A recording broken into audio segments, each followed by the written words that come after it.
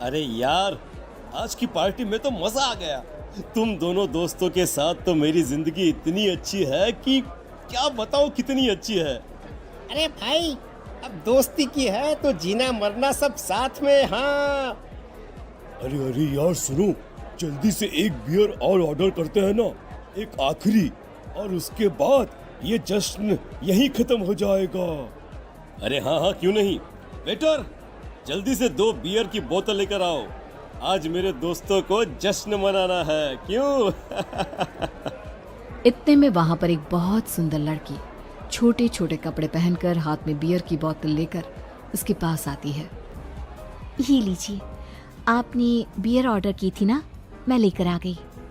क्या बात है यार, इस बार की वेटर तो बड़ी सुंदर है। अब बियर लेकर आई हो तो अपने हाथों से ही पिला दो ना। हाँ हाँ, क्यों नहीं, जैसा आप बोलोगे मैं वैसा ही करूँगी। क्या बात है यार, अब तो लगता है रोज यहीं आना पड़ेगा। उसके बाद वो लड़की उन तीनों को बियर सर्व कर देती है। पार्टी करने के बाद वो तीनों अपने अपने घर जाते हैं। प्रतीक, संजीव और राघव को उनके घर छोड़कर जैसे ही अकेला अपनी कार में आकर बैठता है तो अचानक उसे एहसास होता है जैसे उसकी कार की पीछे वाली सीट पर कोई बैठा हुआ है। वो तुरंत पीछे मुड़कर देखता है। तुम यहाँ क्या कर रही हो? और तुम मेरी कार में कब आई? अरे तुम तो बार में वेटर थी ना। बस ऐसे ही मेरा दिल कर रहा था आपके साथ आपके घर चलने का, इसलिए मैं आपके साथ चली आई। अरे लेकिन तुम मेरी कार में आई कब? अभी कुछ देर पहले तो यहाँ पर मेरे दोस्त बैठे हुए थे। प्रतीक के इतना बोलते ही उस लड़के का चेहरा खतरनाक तरीके से बदल जाता है। उसकी आंखें पत्थर की तरह सफेद और पूरे शरीर पर नीली नीली नसें उभर आती है। गाड़ी चलाओ, पूरी स्पीड में चलाओ, और अगर तुमने गाड़ी रोकने की कोशिश भी की तो मुझसे बुरा कोई नहीं होगा।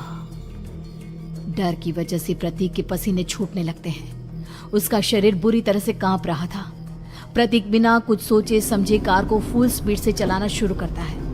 चलते चलते वो शहर से दूर एक पहाड़ी पर पहुंच जाता है और सामने अब सिर्फ पहाड़ी का किनारा दिख रहा है, जिसे देख प्रतीक घबराकर अचानक से कार को ब्रेक लगाता है। देखो देखो देखो देखो, मुझे छोड़ दो मुझे। अगर मैंने गाड़ी जरा सी भी आगे बढ़ाई तो हम दोनों नीचे गिरकर मर जाएंगे। ये तो तुम्हें पहले सोचना चाहिए था ना। अब कुछ नहीं हो सकता।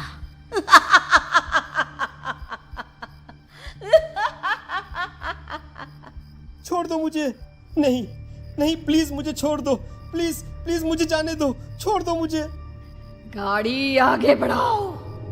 और तभी अचानक से बिना प्रतीक के स्टार्ट किए उनकी कार आगे बढ़ती है और गहरी खाई में गिर जाती है। उसके चीखने की आवाज एक चारों तरफ सुनाई देती है।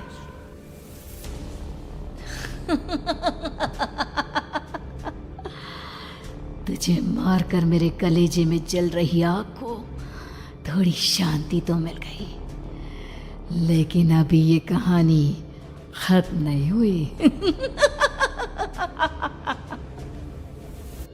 और फिर अगले दिन राघव और संजीव को पता चलता है कि प्रतीक की पहाड़ी से नीचे गिरकर मौत हो गई। अरे कल रात की तो बात है यार, हम सब बैठकर पार्टी कर रहे थे, लेकिन मेरी एक बात समझ में नहीं आ रही। राघव शहर से इतना बाहर उस पहाड़ी पर इतनी रात को क्या करने गया था?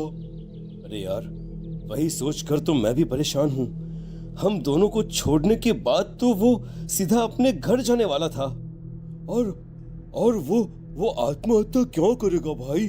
कल रात तक वो कितना खुश था, हमारे साथ सेलिब्रेट कर रहा था। हाँ, लेकिन पुलिस ने तो यही कहा है कि प्रतीक ने अपनी कार को जानबूझकर पहाड़ी से नीचे गिरा दिया और आत्महत्या कर ली। अरे यार संजीव, मेरी तो कुछ भी समझ में नहीं आ रहा है। चल ठीक है, अब मैं अपने घर जाता हूँ। Okay, bye. राघव अपने घर में अकेला था।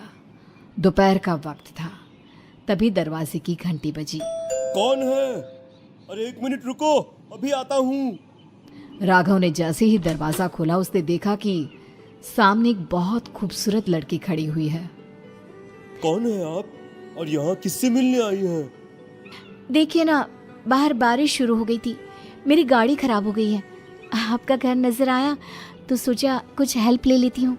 क्यों नहीं, आइए ना, आइए आइए। मेरे कपड़े पूरे भीग चुके हैं, क्या आपके पास टॉवल मिलेगा प्लीज? राघव अपने बाथरूम से एक टॉवल लाकर उस लड़की को देता है। थैंक यू सो मच, अब मैं चलती हूँ। अरे इतनी क्या जल्दी है? आप चाहे तो बारिश रुकने तक यहाँ पर रुक सकती हैं। हाँ। लड़की ने पलटकर राघव की तरफ देखा। नहीं, मुझे जाना होगा, मेरा काम बाकी है।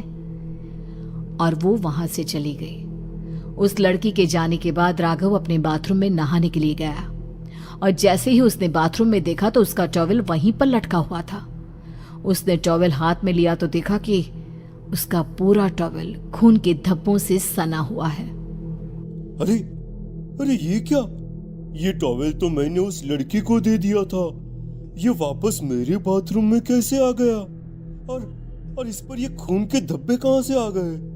राघव ने आईने में देखा तो उसकी गर्दन पर एक बड़ा सा चाकू का कट लगा हुआ था जिससे खून बह रहा था, जिसे देख राघव के होश उड़ गए। हाँ, अरे ये क्या? मेरी गर्दन इतनी ज्यादा कटी हुई है और मुझे दर्द भी नहीं हो रहा है। ये क्या हो रहा है मेरे साथ? राघव घबराकर बाथरूम से बाहर आया और अपना मोबाइल उठाकर उसने संजीव को फोन लगाया। संजीव जल्दी से मेरे पास आ जाओ। मुझे लगता है कुछ बहुत बड़ी गड़बड़ है, जल्दी आ जाओ। उधर से आवाज आई, लेकिन वो आवाज संजीव की नहीं बल्कि एक लड़की की थी। कुछ अजीब नहीं हुआ है, बस तुम्हारी मौत तुमसे मिलने आई थी और तुम्हें मारकर चली गई। अब तुम इस दुनिया का हिस्सा नहीं हो राघव, इसलिए तुम्हें अपनी गर्दन के कटने का दर्द भी महसूस नहीं हो रहा। नहीं, ऐसा नहीं हो सकता, ऐसा नहीं हो सकता। कौन हो तुम? तुम्हारी मौत। अब संजीव के पास खबर पहुंचती है कि राघव ने अपने ही घर में चाकू से गर्दन काटकर आत्महत्या कर ली। ये सुनने के बाद संजीव के होश उड़ गए। वो पसीने से तरबतर हो गया और एक अनजाना डर अब उसके दिल को सताने लगा। संजीव के साथ ही उसका एक छोटा भाई राजीव भी रहा करता था। अपने भाई को इस तरह परेशान देखकर राजीव उसके पास आया। अरे भैया, क्या हुआ भैया? आप इतने घबराए हुए क्यों लग रहे हैं? प्रतीक और राघव की मौत, मेरा मतलब मेरी कुछ समझ में नहीं आ रहा भाई। अचानक से मेरे दोनों दोस्तों ने आत्महत्या क्यों कर ली? अरे वो तो मेरी भी समझ में नहीं आ रहा है भैया। हाँ, हो सकता है कि कोई परेशानी होगी और इसीलिए उन्होंने ऐसा किया होगा। हाँ, लेकिन दोनों की जिंदगी में एक साथ परेशानी और दोनों का इतनी खतरनाक तरीके से आत्महत्या करना, कहीं ऐसा तो नहीं मैं भी मर जाऊंगा?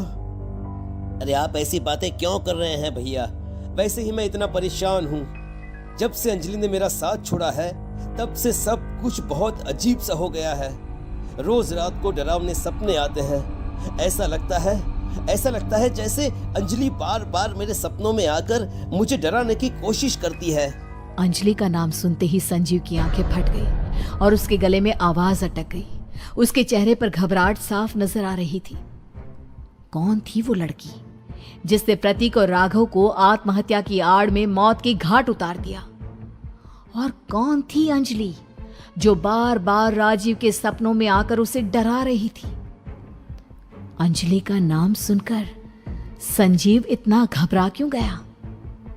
इन सवालों के जवाब जानने के लिए देखिए इस खतरनाक कहानी का अगला भाग।